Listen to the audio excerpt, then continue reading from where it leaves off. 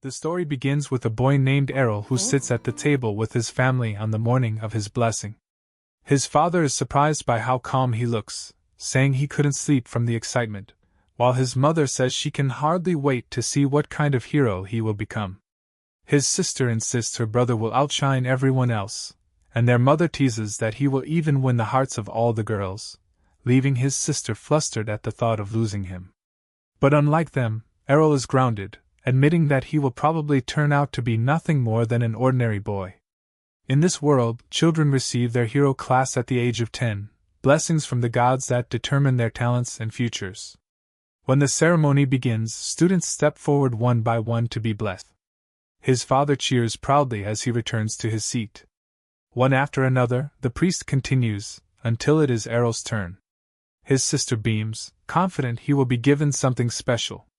Whispers ripple through the crowd, many expecting him to inherit something powerful, since his parents are the legendary sword princess Farah and the archmage Layan. With all eyes on him, Errol closes his eyes and waits for the vision to appear, but nothing comes. The priest tries again, but there is no sign of a blessing. Shocked, he announces that Errol is classless, a rare but unfortunate fate. The excitement in his family's eyes fades instantly, replaced with disappointment, and neighbors. The next day, Errol picks up a wooden sword and begins practicing. His parents reassure him they won't cast him out, and his sister promises to always support him. But Errol doesn't want pity.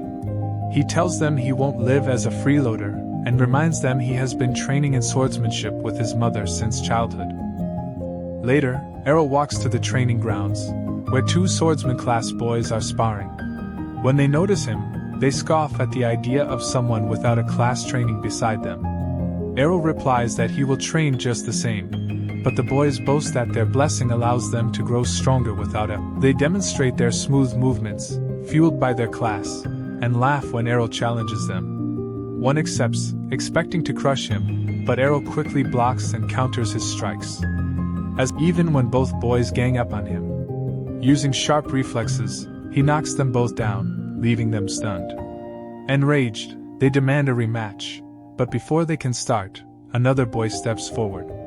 The red-haired boy. The red-haired boy, the son of the village captain, tells the others not to embarrass themselves further, then looks at Errol and asks if he is truly the son of the sword princess.